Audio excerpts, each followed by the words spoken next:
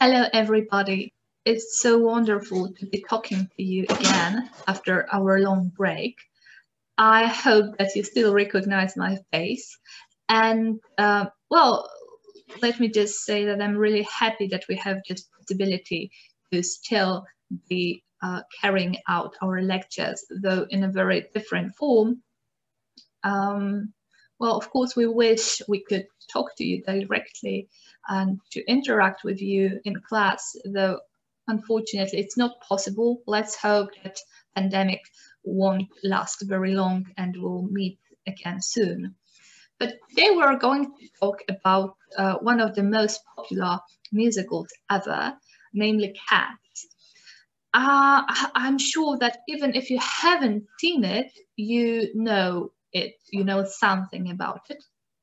And let me just tell you, because of course, as a literary, as I'm interested in literary studies, I'm mainly interested in literature and poetry as well.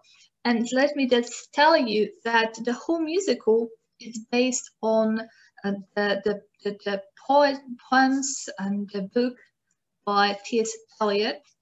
And if you don't recognize the name, he is one of the most important modernist English American, that's a complex issue, authors and poets of the 20th century. And what is also important is the fact that he is,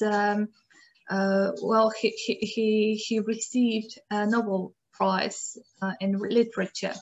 So it's not as silly as one could think.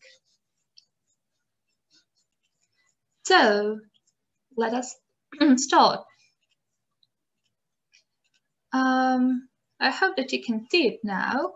I'll start by, oh yeah, it worked, I hope. Okay, so as I've mentioned, Cats is one of the most popular musicals ever. It's very strange and it's really exciting, so I thought it would be a perfect starting point for us. And we'll start by discussing one of the less popular songs, because the most popular one is Memory, but I thought it's so depressing and so sad that it's not a good thing for today when everybody's, well, depressed and worried. So we'll start by the song titled Odd Deuteronomy. Sorry, it's so difficult. I'm still trying to learn how to pronounce it correctly. So Odd Deuteronomy is the oldest cat in the family, let's say, in the group. And he's appreciated and admired by other younger cats. Well, the whole plot is very complex, so I recommend watching it, because I think there is no point in me trying to explain it, because it's difficult. It's Eliot, and his poetry was complex and very difficult to go through. And the musical is, when it comes to plot, it's also pretty complicated, at least for me. So, but let's focus on the lyrics, because this is the main focus. We're mainly interested in the lyrics. So I believe it is Old Deuteronomy. Well, of all things can it be really? Yes. Oh no. Oh hi. Oh my eye. My may be wandering, but I confess I believe it is Old Deuteronomy. To jest refren dla tej piosenki. I tutaj jest oczywiście to jest takie cóż, ojej, trudno powiedzieć, bo to jest takie wykrzyknienie, jak nie wiemy co zrobić, to żeby zacząć możemy właśnie użyć tego słowa, ze wszystkich rzeczy, myślę, na świecie, can it be really? To może być naprawdę. Tak, nie, oho, haj, och, moje oko. Mój umysł, mind is of course umysł, maybe wandering, może wędrować, błądzić, but I confess. Confess wyznaje, spowiadać się, dlatego mamy konfesjonał, prawda? I believe it is old Deuteronomy. Czyli wierzę, że to jest stary Deuteronomy. Stary Deuteronomy has lived a long time. He is a cat who has lived many lives in succession. He was famous in proverb and famous in rhyme a long while before Queen Victoria's accession. Czyli stary Deuteronomy żyje od dawna. Jest kotem, który przeżył wiele żyć, bo po polsku my raczej nie używamy liczby mnogiej od słowa życie. Po angielsku jest to możliwe i spotykane dość często. Czyli te many lives in succession. In succession znaczy z rzędu, bo na pewno Państwo znają to, no nie wiem, powiedzenie, wierzenie, że koty mają 9 żyć. Więc przeżył tych wiele kocich żyć z rzędu. He was famous in proverb and famous in rhyme. Był znany in proverb. Proverb to jest powiedzenie, przysłowie. Był znany w przysłowiach, był przysłowiowy i znany in rhyme. Rhyme to jest po prostu rym, ale też rymowanka i takie, nie wiem, dziecięce wyliczanki, rymowanki. Więc był znany taką postacią niemalże folkową, powiedzmy, czyli był znany w przysłowiach i w tych rymowankach. Długo przed tym, nim królowa Wiktoria wstąpiła na tron. Czyli jak dawno, lata 30. XIX wieku. Old Deuteronomy has buried 9 wives and more. I'm tempted to say 99. And his numerous progeny prospers and thrives, and the village is proud of him in his decline. Stary Deuteronomy has buried, but bury znaczy pogrzebać, czyli stary Deuteronomy pogrzebał 9 żon, bo wives to jest liczba mnoga od wife, proszę zwrócić uwagę na pisownię. And more, i więcej, czyli jednak więcej niż 9 tych żon. I'm tempted to say 99. I'm tempted, tempt znaczy kusić, czyli I am tempted, jestem kuszony, czyli po prostu kusi mnie, żeby powiedzieć 99 tych żon, całkiem nieźle. I jego liczna progenitura, czyli potomstwo, prospers and thrives. Prosper, no to kojarzy nam się z prosperować, dobrze, komuś się dobrze powodzi, dobrze prosperuje. And thrive jest właściwie, no to są synonimy, możemy tak powiedzieć.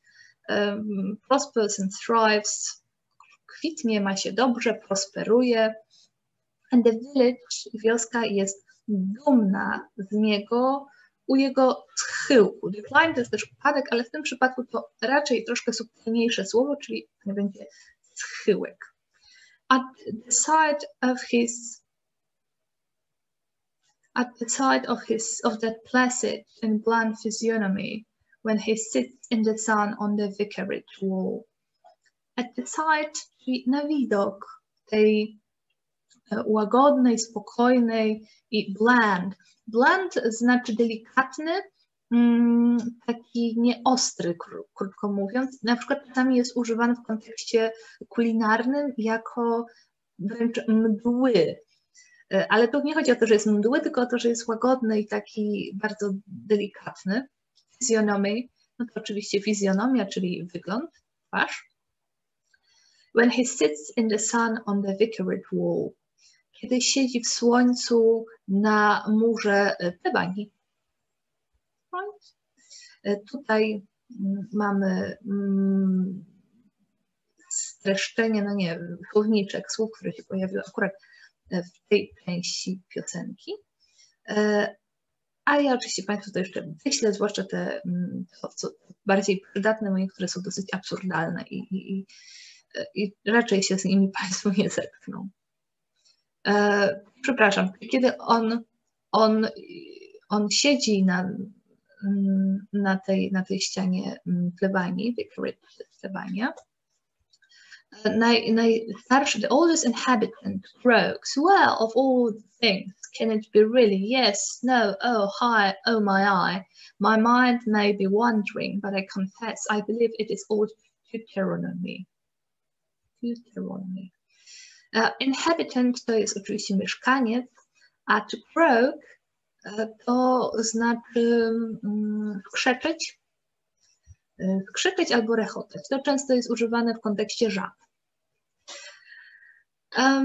Well, of all, yes. So again. So we have this this lovely refrain repeated 3 times. So we move here to the last 2 verses. My legs, bo to jest teraz to, śpiewa sam Deuteronomy. My legs may be tottery, czyli moje nogi mogą być chwiejne. I must go slow, muszę iść powoli. And be careful of old Deuteronomy. Bądź ostrożni, uważajcie na, ale nie w sensie groźby, tylko żeby po prostu byli wobec niego delikatni, łagodni, uważali, no bo jest jego krok chwiejny i on już jest taki słaby. Dobrze? To teraz możemy sobie posłuchać samej piosenki. Mam nadzieję, że się Państwu spodoba.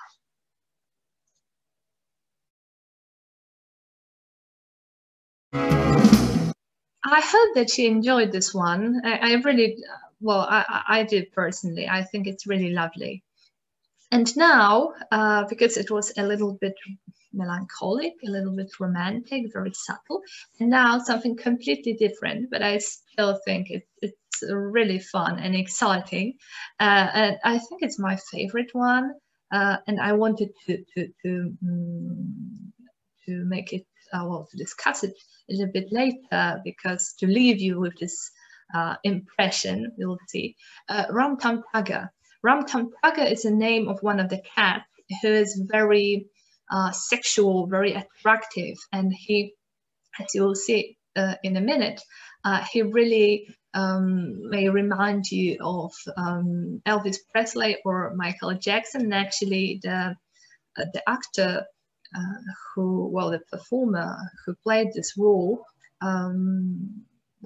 modeled his creation, his role on those two singers. You'll see. Meow meow, of course, polski meow meow. The Ram Tam Tugger is a curious cat.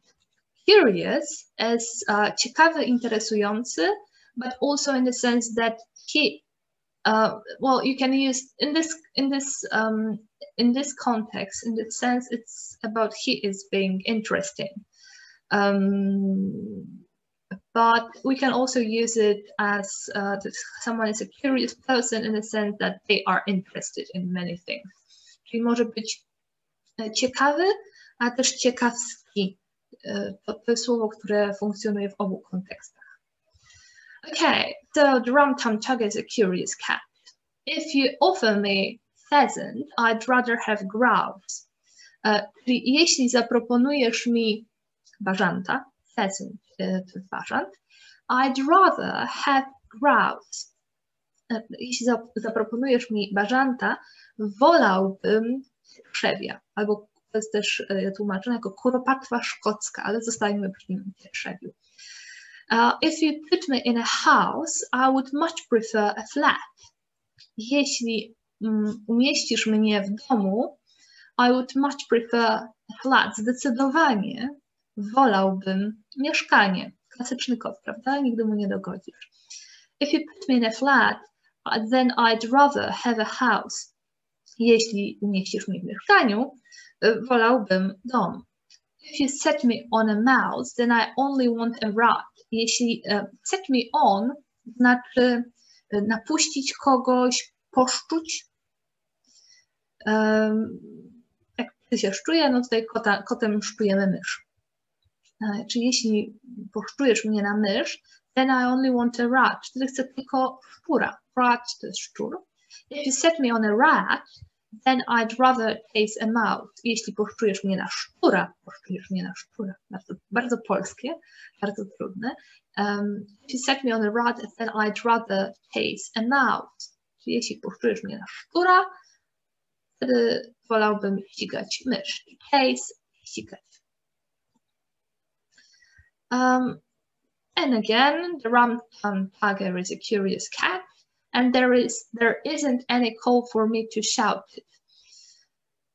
Czyli no znowu mamy rum-tum tugger jest ciekawym kotem, and there isn't any call for me to shout it. I call w tym sensie, w tym wypadku będzie jako potrzeba, może być też właśnie jako wezwanie, wołanie, dzwonienie, telefon, w sensie odebrać na przykład telefon. No a tutaj będziemy mieli jako potrzeby, czyli nie ma potrzeby, żebym o tym krzyczał, że jestem taki ciekawy. Państwo zobaczą za chwilkę, że to szalenie do niego pasuje, bo po prostu ta pewność siebie aż od niego bije i poraża. For he will do as he do. To jest takie mało gramatyczne, ale mam na myśli tę drugą część tego zdania. For w tym sensie, w tym znaczeniu oznacza, w tym przypadku oznacza jako, że, ponieważ, for, he will do as he do, czyli on zrobi tak, jak zrobi. Czyli krótko mówiąc, zrobi to wszystko po swojemu i już nie ma gadania. And there's no doing anything about it. No i krótko mówiąc, nic z tym nie zrobi. Nie ma żadnego robienia czegoś z tym, bo nic tego nie zmieni.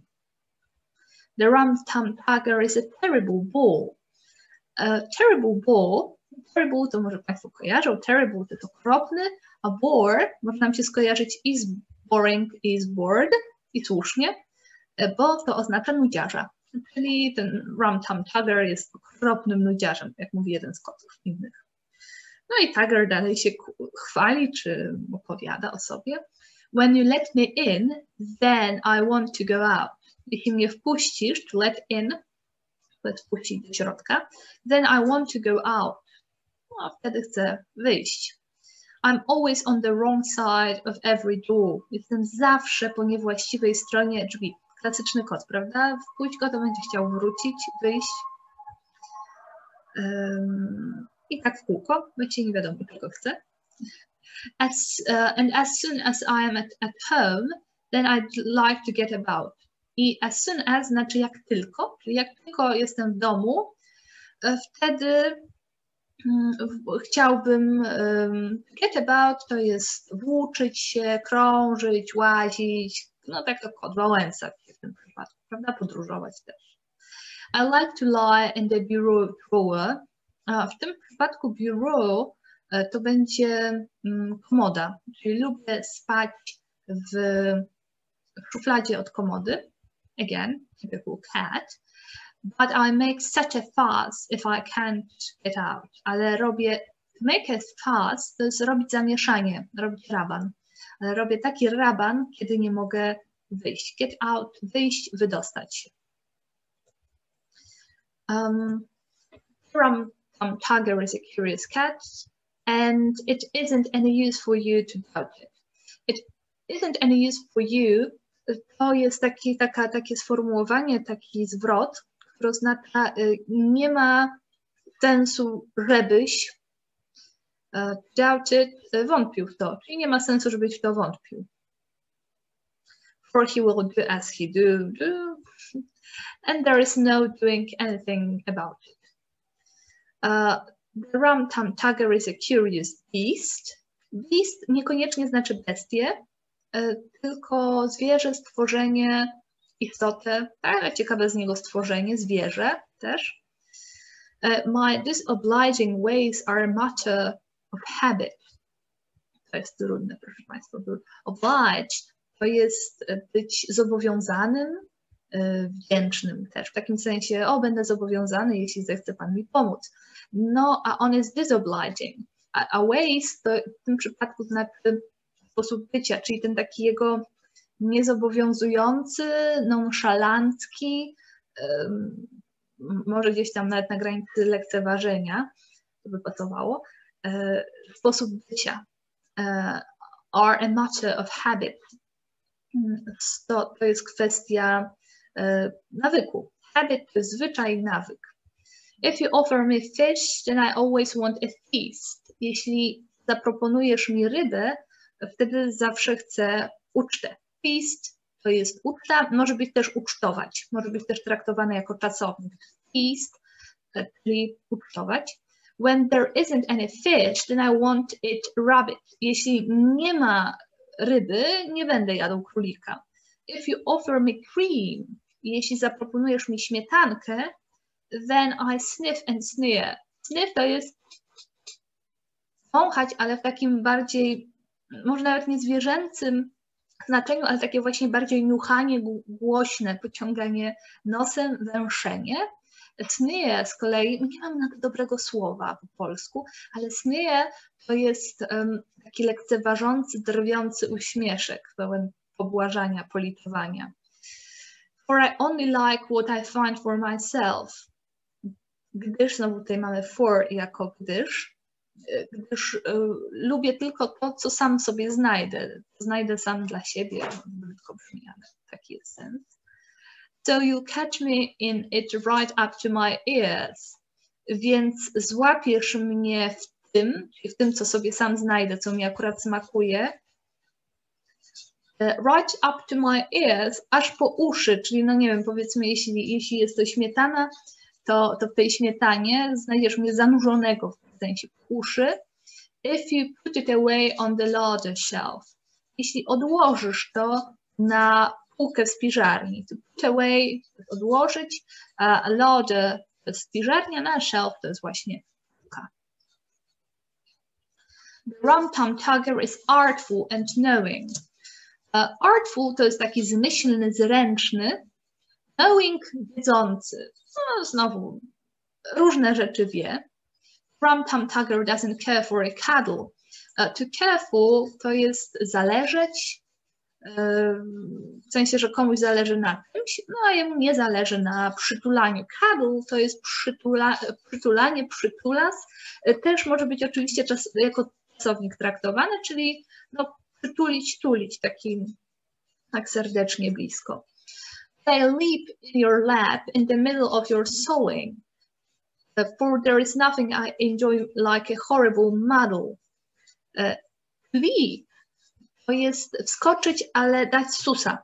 Czyli ale wskoczę na twoje kolana w środku twojego szycia, right? Kiedy jesteś w trakcie szycia. Lap, no właśnie, my mówimy kolana tak jak te stawy, ale też, że ktoś komuś usiadł na kolanach.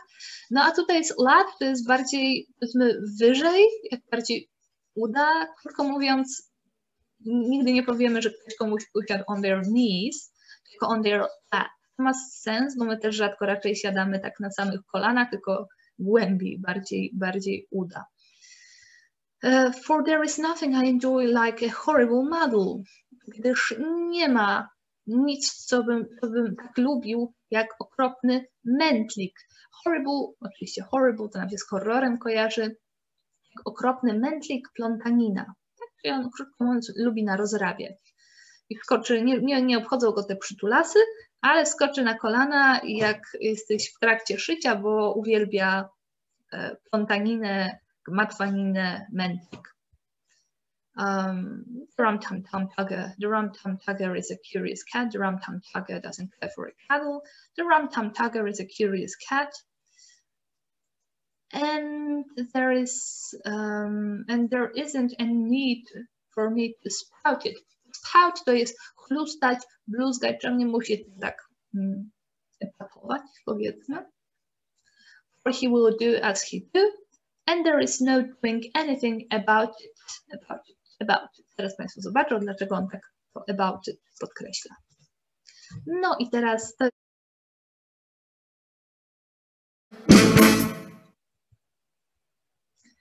jak Państwo widzą, rum-tum tugger jest rzeczywiście bardzo charakterną postacią, bardzo interesującą, świetnie zagraną, inspirowaną Michaelem Jacksonem, no to chyba Państwo nie mają wątpliwości. Ja tutaj widzę też nutkę Presleya z całą pewnością. Mam nadzieję, że się Państwu podobało i że zainspirowałam Państwa, żeby jeszcze tam pogrzebać, bo oczywiście na YouTube jest pełno różnych piosenek z tego musicalu. No i cóż, i mam nadzieję, że Państwa to zainteresowało, że się Państwu podobało, że troszkę może rozbawiło. Pierwsza piosenka może trochę wzruszyła, bo uważam, że jest rzeczywiście też bardzo piękna. No i cóż, do zobaczenia w kolejnych odsłonach naszych zdalnych wykładów. Dziękuję, do zobaczenia.